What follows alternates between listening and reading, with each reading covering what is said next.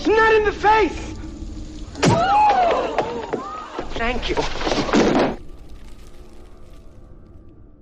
Hello and welcome to Hey Not the Face with your host John Nash and your producer me, Steffi Haynes. And today we are going to take a look at the deal that TKO has struck with Arizona. And we are also going to look at the letter that Dana White sent to Donald Trump that is absolutely not political in any way, shape, or form. We're going to talk about MVP's very bold claims that they're cutting fighters in for more than 50% of the revenue from the Rousey-Carano card. We're going to look at Jorge Masvidal's comments on fighter pay. We have so many things we're going to talk about today. But if you want access to all of those things, you're going to need to pony up a little bit of cash so that you can get a paid subscription, because every episode, 50% of it is behind a paywall because, you know, we got to keep the lights on around here.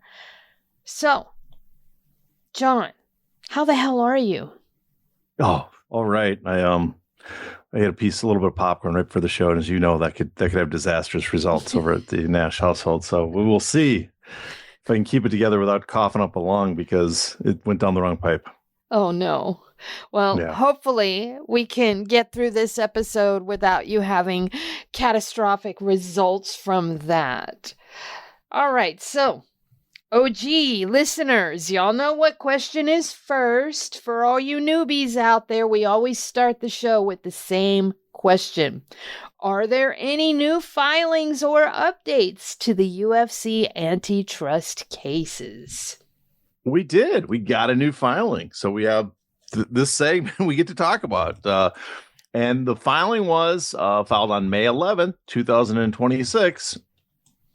This was a joint search term proposal was submitted by all parties in response to the court order. And so here's a little breakdown for those that are not familiar, new listeners. This relates to the class action antitrust lawsuit, or potential class action antitrust lawsuit brought by UFC fighters Cajun Johnson, Clarence Dalloway, Tristan Connolly, and others. Hopefully, this is the follow-up to the Levy-Zuffa case I'm sure you're familiar with, which the UFC settled for $375 million. This suit is against Zuffa, the UFC, TKO, and Endeavor Group Holdings, and it alleges the same anti-competitive conduct. So the plaintiff's position on these search terms is the plaintiffs have argued that they have made significant good faith efforts to narrow their search term proposals. They've removed hundreds of terms and custodian-specific filtering. This is specifically for Endeavor, who I'll get to in a little bit. They accuse Zuffa, TKO, aka the UFC, of scorched earth discovery obstruction. If you didn't see, I did for scorched earth. I did the air quotes there. Refusing to cooperate, withholding hit report information, and stalling custodian negotiations. I don't know if anybody's shocked by that, considering what we've set up the last 6 months or so talking about this. They propose a large set of search terms and end up with 42 custodians. And they note that the party's already 10 months past the substantial completion deadline. So that's the plaintiff's position. The plaintiffs, of course, are the fighters that I mentioned. The Zuffa and TKO's position, one group of the defendants. The main defendant's counter is that the plaintiff's proposal is wildly disproportionate. They claim it hits over, I think, 3.5 million documents, which is, 3.5 times as much as in the original case. And substantially, well, that's just for the original custodians too. If you include everybody, it's potentially 15 million documents. That's what they claim. They argue that the plaintiff's terms are riddled with common names: Jones, Ali, Blake, Brady. I don't know how to break to anybody, but Jones and Ali are pretty important people in MMA. I don't know if Blake and Brady, they might have a better argument there. They claim that they use generic words like exclusive and UFC. I mean, they are searching for the UFC that generate massive numbers of fake positives. They probably should maybe tie these words into groups, like you do on Twitter, search for and. That's my suggestion to the plaintiffs, maybe. And so Zuffa TKO proposes a counter set of 151 search terms, yielding just a little over 1 million documents, which they say also produces twice the rate of responsive documents compared to the plaintiff's terms. And so they asked that the court adopt their proposal instead of the plaintiffs. Now, finally, there's a group of people that have filed in this joint proposal, and that's Endeavor's position. If you recall, Endeavor now is separately represented by new counsel, and according to them, they are working more cooperatively with the plaintiffs than Zuffa and TKO is. Now, this is aside. My comment here is that that's raises a slight eyebrow because Endeavor was originally the parent company of the UFC, has major shares in Zuffa and in the TKO company, and the executives of Endeavor are the executives of TKO. Yet, lo and behold, here they say their company, their counsel has been much more cooperative with the plaintiffs than the other company they run. So I guess that's just look at it that way. They also have their own counter proposal concerning their search items, and Endeavor does not believe court intervention is necessary, and they expect to reach an agreement, I should say, before the conference next week, May 18th. And so the custodians of the case, Endeavor's custodians, this is the people that they want to get their material from, who have access or basically have control over the material they're looking for, is Ari Emanuel, Whitesell, Lublin, a guy named Freidenberg, I'm not sure with, Phillips, Rose, and Zusman. That's and several others that they have. While Zuffa TKO custodians remain disputed, the plaintiffs are seeking 42 total custodians, and obviously the defendants want a much, much less. Oh my. Sounds like the defendants don't want to play ball here. They want to shrink everything down so that nothing comes to light. Well, I mean, this is us theorizing. We don't know for sure, but it has seemed for a while that Zuffa's policy has been to drag this out as long as possible, and to not comply to discovery, even though they've been ordered by the judge. It just seems that way because, as we talked about before, there's been a long argument from the plaintiffs that they were supposed to start discovery and they haven't got anything from the plaintiffs. There's this whole issue with the cell phones, which, again, next week we have a status conference, so we should get some update on some of the stuff. The whole thing about lost text messages, lost emails, lost discovery material together.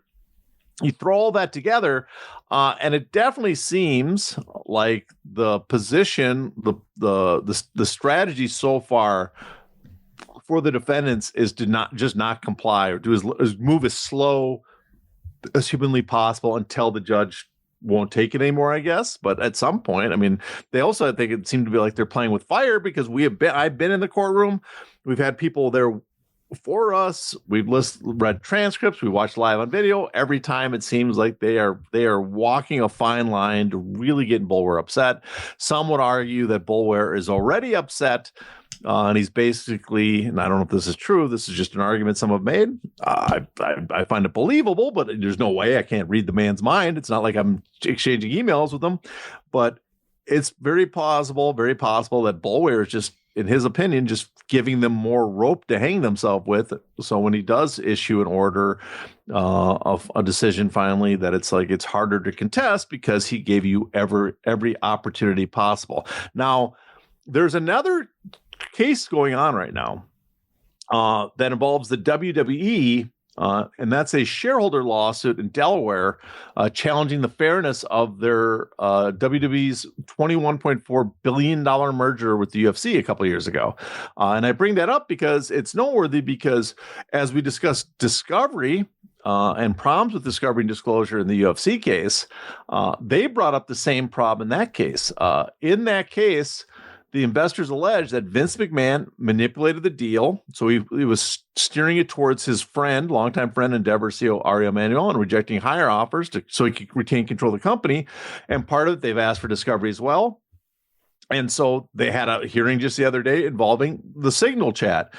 It was held on the focus was on whether WWE executives improperly used Signal, the encrypted message app that they apparently had auto delete messages set at during their merger negotiations. And the investors argue that potential relevant messages there may have been deleted.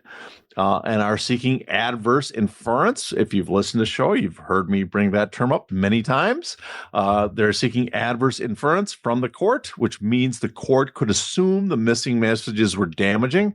And so it boils back to when Vince McMahon handed over his cell phone as part of that case. He had numerous Signal messages on it to Mark Shapiro and Ari Emanuel. But when they went to get when they tried to get the other side of the conversation, they realized those guys had deleted their Signal messages.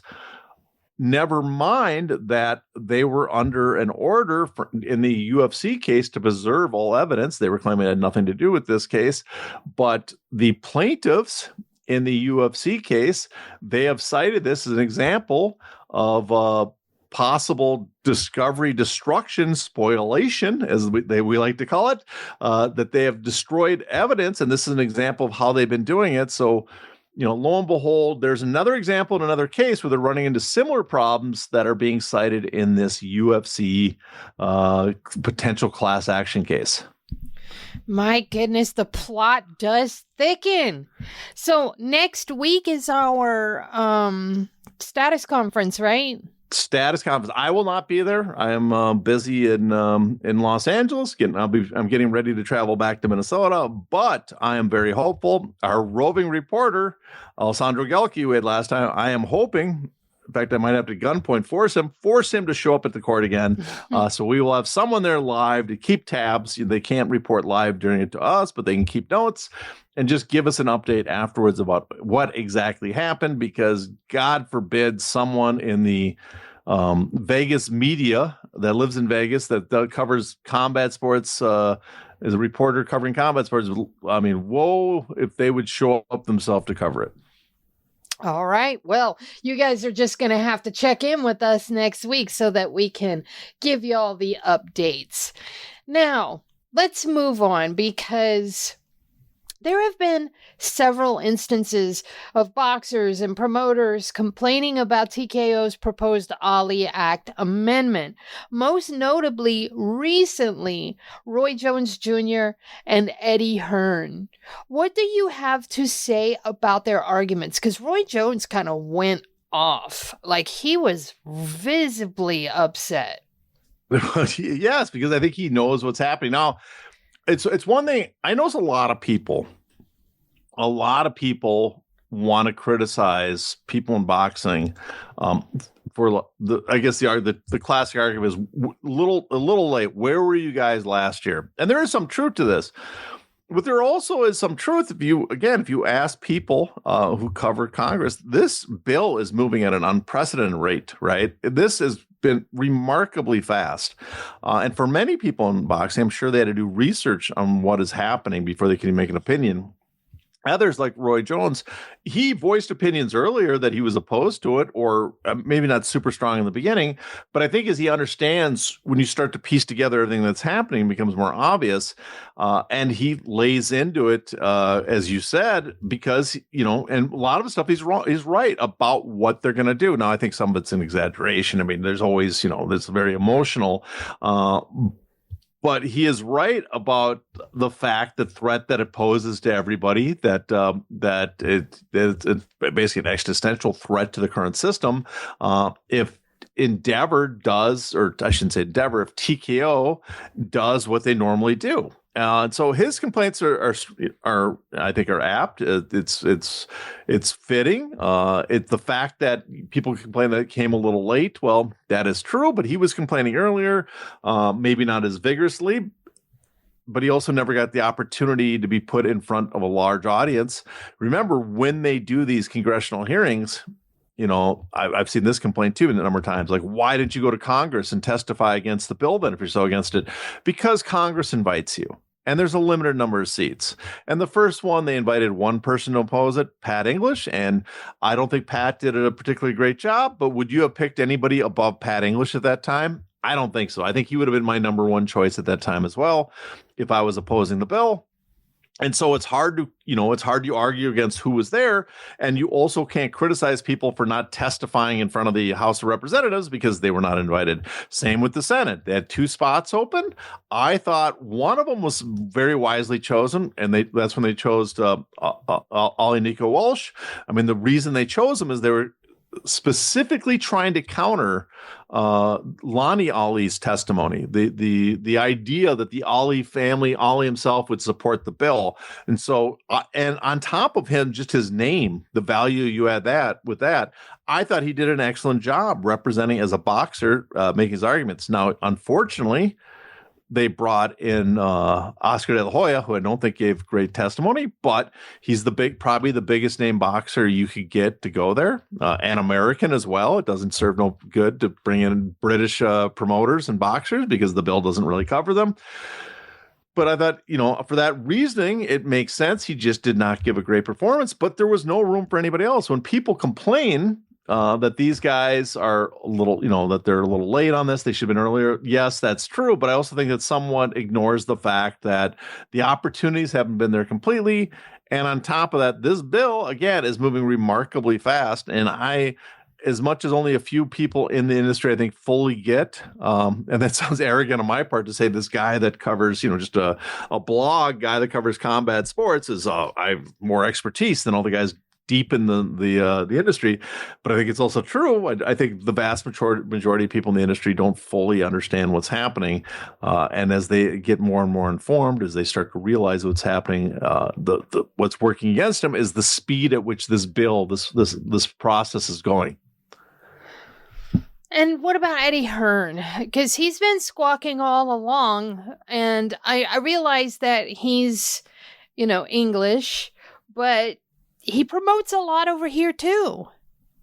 Well, I mean, Eddie Hearn complains a lot, and I give him some credit for his criticisms of Zuffa boxing, and he's right about some arguments, like the point you're going to come in and compete in boxing, but then you're not going to compete in the industry as is. I think that's a strong argument. The point is, though, I don't think you have to defend. What I don't get is a lot of these promoters who were attacking sanctioned organizations a year, 2-3 years ago, are now completely defending them as if they're infallible. Or I think the stronger argument is, like, if you want to improve the sanctioning system, if you want to introduce new sanctioning bodies that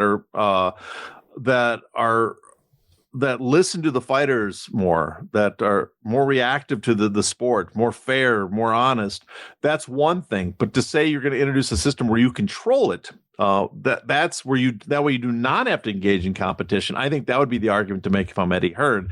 He doesn't make that. He defends the sanctioning organizations. He also has a strange tendency to mock Zuffa.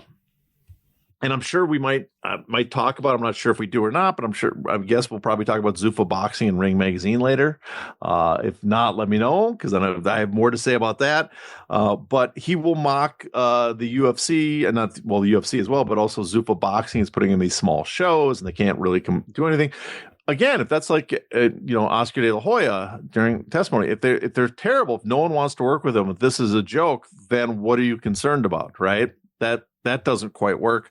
The other problem I have with his argument is that he will complain about Zuffa Boxing as being, a small potatoes, putting on a terrible product, and that it's not quite a threat, as he would argue. But at the same time, they are signing away a lot of top fighters. And then he'll complain about them, that they're choosing the path where they don't get to go for legacy. Well, they're assembling. Obviously, the concern now is that they're assembling a large number of fighters, and you seem to be caught off guard by the number of boxers they're signing. So his criticism, his complaints, they seem to always, they seem to paint that Zuffa Boxing, on one hand, is not following the rules, but on the other hand, are incompetent and a joke, when obviously the concern is that they are rewriting the rules to give them an upper hand. It has been reported by Ring Magazine, since you mentioned them, that Vasiliy Lomachenko is now going to come out of retirement since his deal with Top Rank expired 2 days ago. Where do you think he's going to end up if that report is true? I'm not 100% certain. I'm guessing.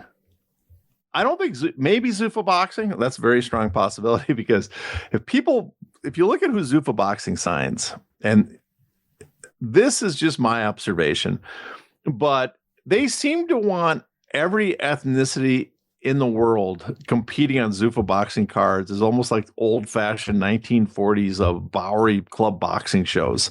That you go on the list. We have the African American. We have a guy from the Caribbean. We have an Irish guy. We have an Italian guy. We're going to have a Russian guy. We have a Jewish guy. You know, they go through we have a Hispanic. We have an Hispanic from Mexico. We have a Hispanic American. We have a Puerto Rican. We have everything down, but it just feels like, and they kind of could be wrong, but the diversity is great, but it almost seems like they're trying to like recreate the boxing that people imagine what boxing was, or that they're giving every group has to have their ethnic hero. We need to find a Polish boxer to make sure the Polish and the Lithuanians and all these groups have their own guy to cheer for. So I wouldn't be shocked, but I also think more likely he ends up with Riyadh season, but Riyadh season is probably could be compared to being Zuffa Boxing. But he ends up in Riyadh season because they're going to pay money, large amounts of money. It's interesting to note that he says his Top Rank contract expired, might probably had a tolling provision in it or sunset clause. And that it is kind of interesting that he retired after his deal is done. So I don't know if he's leaving. Did he specifically wait up because that way he didn't have to cut in Top Rank as high as percentage? Is it because that the fight they wanted to set up for Top Rank, apparently rumored was against Gervonta Davis? Maybe he didn't want to fight Davis. If I had to guess, though, this is just a wild guess. I almost have the feeling that he's coming back to fight for Riyadh season, going to get paid a ton of money by them. Fight hopefully maybe at a lighter weight class, maybe 130 instead of lightweight. And this is the wildest take. Is there a possibility they're trying to set up him and an Inoue fight? Oh my God. So I think that's it. They're planning something big. I could be way off, but I got a feeling they're trying to do something big with him.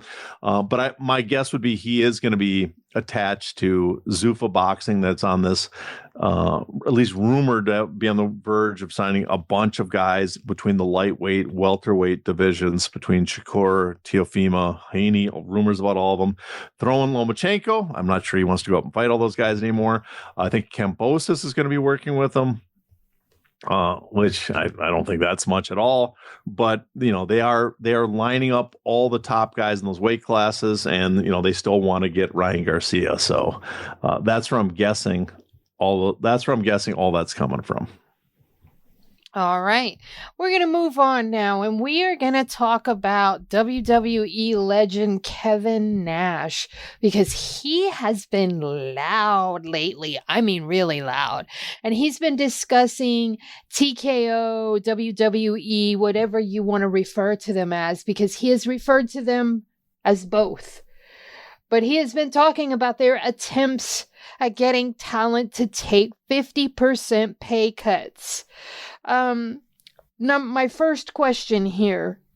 He said that UFC is hemorrhaging money, and so that their natural default is to go and cut corners at their bigger moneymaker, which is WWE. Do you think he's on point by saying UFC is hemorrhaging money? No, this is something people have said for a long time, and this is just, you're just not doing math. You're not adding it up. Just take out your napkins, people, and start writing down. It started when the UFC brass took out like $400 million to pay themselves $200 million on a loan. And the UFC's always racked up debt. They have tons of debt now. A lot of that debt went to paying Endeavor to stay afloat in the COVID crisis. But I think they still have like $2.1 billion for UFC in outstanding debt for just the UFC holdings. And that sounds like a lot. But you got to remember, you're talking about a company that does last year $1.5 billion in revenue that can easily cover the interest. I think the interest on that right now is 126 million, and then if you add a little over 120, maybe close to 130, but if you add in the 1% every year of amortization, they pay about 150 to 155 million in their in tackling the debt. That's their debt payments they have to make per year. And so that is easily affordable when you have EBITDA's earnings.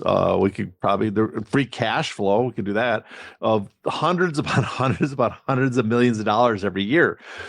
So the debt that they're bleeding money when every year the revenues keep going up. That doesn't mean everything's great for us, the fans. I mean, interest is skyrocketing, but revenue for the company is going up every year. They just on this massive deal. Profits are going up every year. They have an insane margins.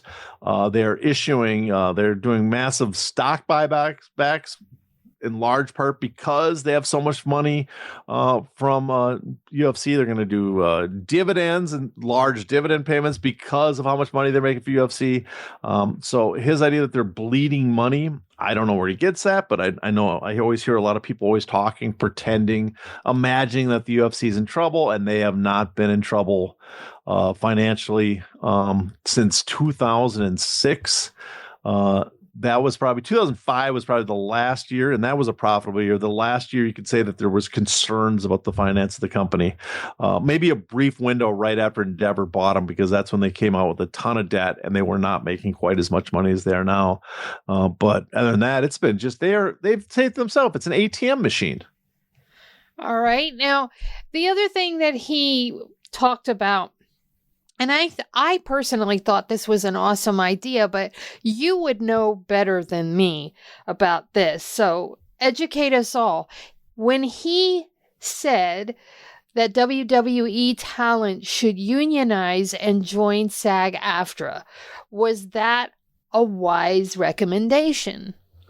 I mean, I think that's a great recommendation. That's something I always thought. It always seems fitting. It always seems fitting that pro wrestlers should unionize, join SAG specifically. I mean, people listen to the show for a long time. They know I am not very big on UFC fighters unionizing for many reasons. I think the leverage isn't there. I think they still probably could be categorized as independent contractors. Even if they're not, they're close enough.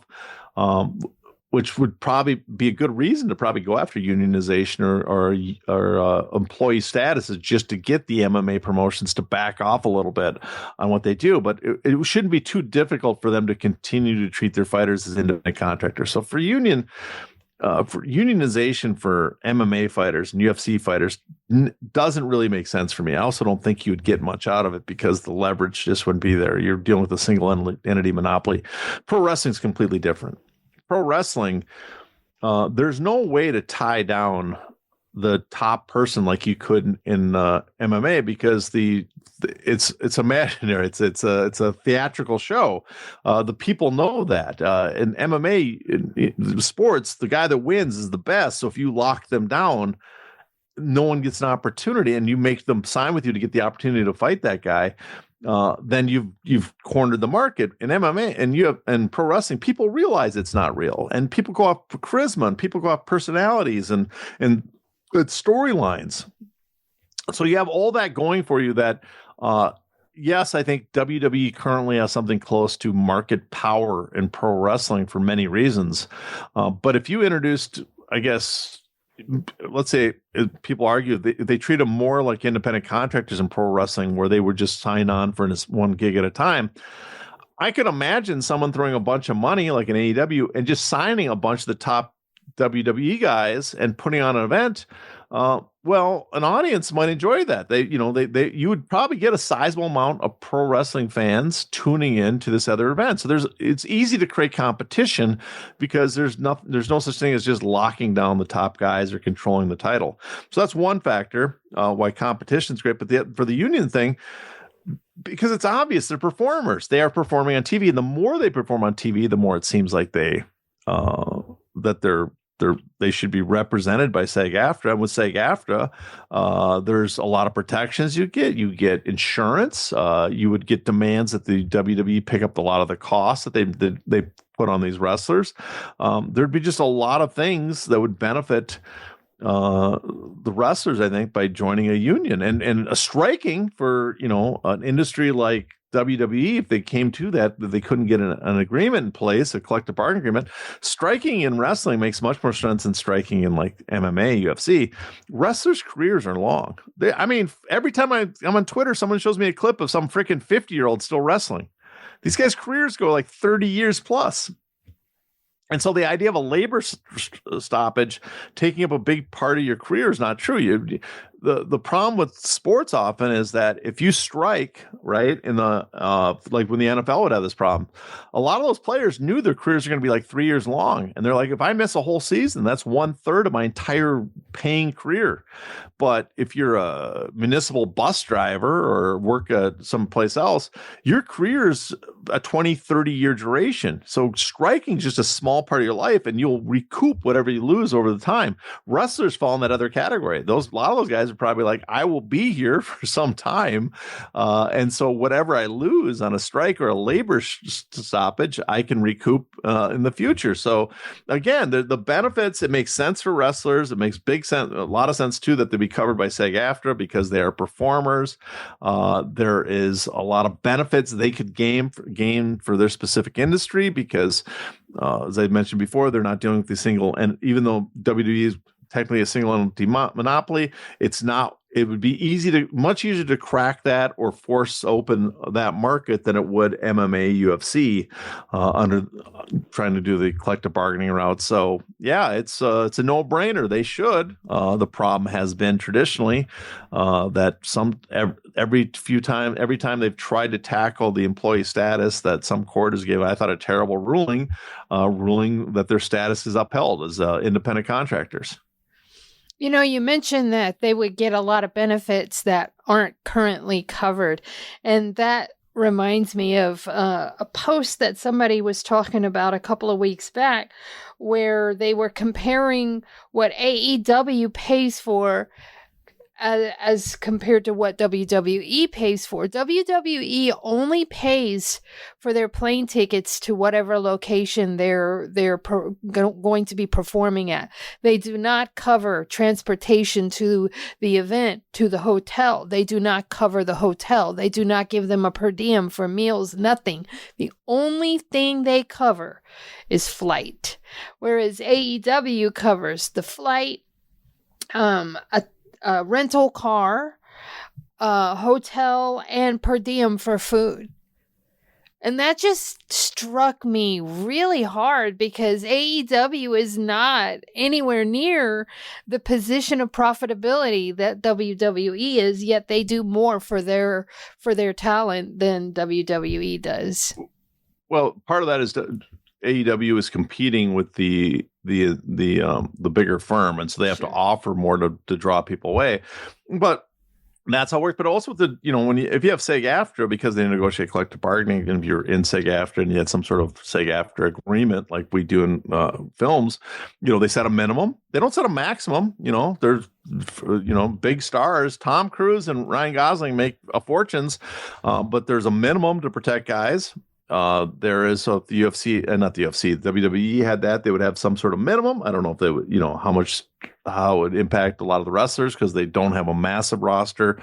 So many of them probably might make over a minimum, but the benefit too is the SAG tackles the way it works because of the Hollywood Guild system is that the employee doesn't provide insurance to you. Right. So one of the fears often for workers is my employer, he provides my insurance. So if I quit, I lose insurance, or if I get fired, I lose insurance. But what it works with film industry is when you're on a project, your current employer, the guy that hires you, the producer, the production that hires you to work on it, they pay into the fund. They pay into the SAG-AFTRA to give you insurance. And if you meet the minimum amount of hours, under the rules, if you meet those, then you are insured for the year or so.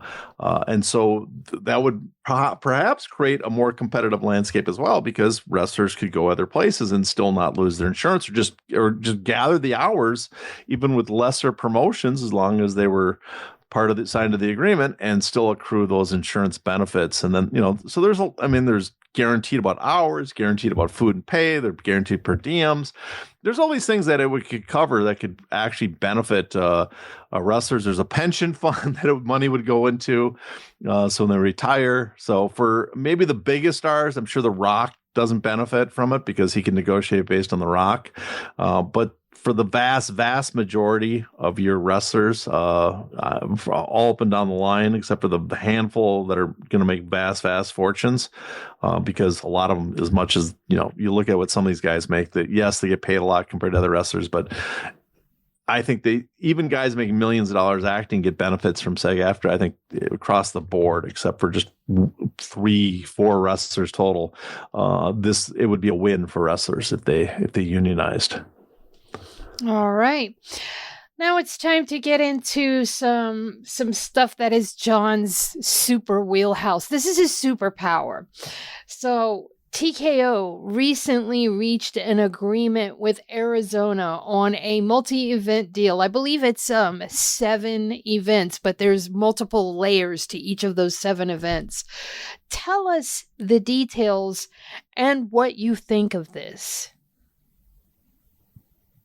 Oh God, what do I think of this? Not a lot. No, I mean it was Arizona taxpayer money well spent. So what it is that people are not aware.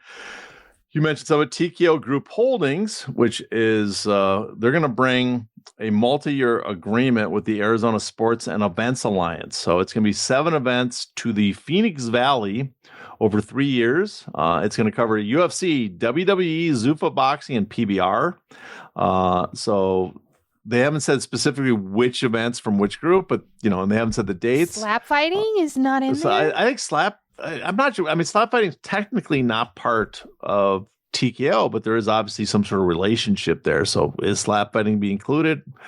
I'm not certain. It's kind of embarrassing if TKO is offering that. But they said they plan to bring, TKO says they're going to bring some of their biggest events to the state. So you'd think it wouldn't be slap fighting. And again, slap fighting is technically not part of TKO. But that's the deal they struck. The TKO properties, they've had a history with Arizona, because they had the WWE held a Monday Night Raw a couple years ago. PBR hosted the annual, the Desert Diamond Arena event. And the UFC has held an event downtown Phoenix before. And then they also provided the economic case, which they always do. The economic impact argument to those studies that they claim, like UFC 274 generated like $6 million in gross revenue. And then, 54% of the ticket buyers coming out of state, that they claim that what I think they had cited in like UFC 316 generate 27 million in economic impact for the metro area. All those economic impact things are just full of shit. The big picture for them is that this fits into, I guess, TKO's strategy of expanding its live event footprint into sports markets. They talked about that on their earnings call for the last SEC when the SEC filings came out. And Arizona here is looking to cement itself as a destination for, again, put my air quotes out here, marquee sporting events. And maybe this will be an attraction. Maybe this will bring more people into the Phoenix area of Arizona. But I'm just never sold on these things. I'm never quite sold that it's worth the amount you're spending to get these type of events. All right. Dana White sent a letter to Donald Trump asking for relief on gambling legislation. Very, very apolitical, I'm sure, right? Wink, wink. But you need to tell us the details of what they're asking for those out there that are not familiar. Well, non-political Dana White. He sent his letter to his buddy Donald Trump. What they're doing, they want him to repeal a tax provision that was put in the big, beautiful bill that limits your deduction, caps your deductions on gambling losses at 90%. And so Dana he sent this letter in. After he sent the letter in, the odds skyrocketed, I guess, that the odds of this bill passing, the bill that he's asking him to support, and it skyrocketed. The odds of the cap being repealed, I should say, jumped from, I think it was 27% to now 37%. No, I guess it fell back. Now looking at it, fell back to 29% afterwards. So slight impact on that. But here he is. I don't know why Dana White, of all people, would want to cap gambling losses, considering the man never loses at gambling. But it is, he's got a bunch of people praising the letter from Dana. The American Gambling Association praised Dana White. And right now there's, Nevada Senators Catherine Cortez Maestro and Ted Cruz of Texas already have a bipartisan bill to reverse the provision. And I think Masto they agreed with White's call to action. I think he already publicly supported White's call to action. So obviously there's figures behind in support of the bill, but right now the odds of it being repealed seem to be low according to the betting markets, the prediction markets. Now, I know you mentioned a few people that are behind him. Dina Titus also very publicly backed him on Twitter. How likely is it that we'll see more support from other state officials, maybe ones that aren't Republican? Well, I would reverse that and say it's Dana White being in support of Nevada Congresswoman Dina Titus, because she is she's one of the leaders of the bipartisan effort in the Congress, the House of Representatives, to, I guess, fix this issue, as they say. So she's been a big supporter of it, and so she thanked Dana White. I think it was a tweet that keeping up the pressure, but she has introduced the Fair Bet Act to restore the 100% deductions, because God forbid the degenerate gamblers have to deduct their losses, not be allowed to fully deduct all their losses every year that they've been giving to the casinos of Nevada. Luke Thomas said that Dina Titus has accepted money from TKO, I guess campaign contributions or something like that. What do you think of that aspect of everything? And do you think that all these people that are piping up Ted Cruz, et cetera, do you think they're also getting campaign contributions? Well, some of them probably are, but the big thing is basically anybody in Nevada is getting a campaign contribution from the UFC before the Fertittas, TKO, because they're greasing the wheel. That's their home state. Right. And so all of them are getting and all of them are going to support TKO because the UFC is looked as an in-house industry that they have to support almost no matter what. They always get support to the UFC. And so that's just the relationship in that state. And because gambling is so important. To access the bonus content of this episode, you must be a paid subscriber. To do that, go to heynottheface.substack.com and subscribe today.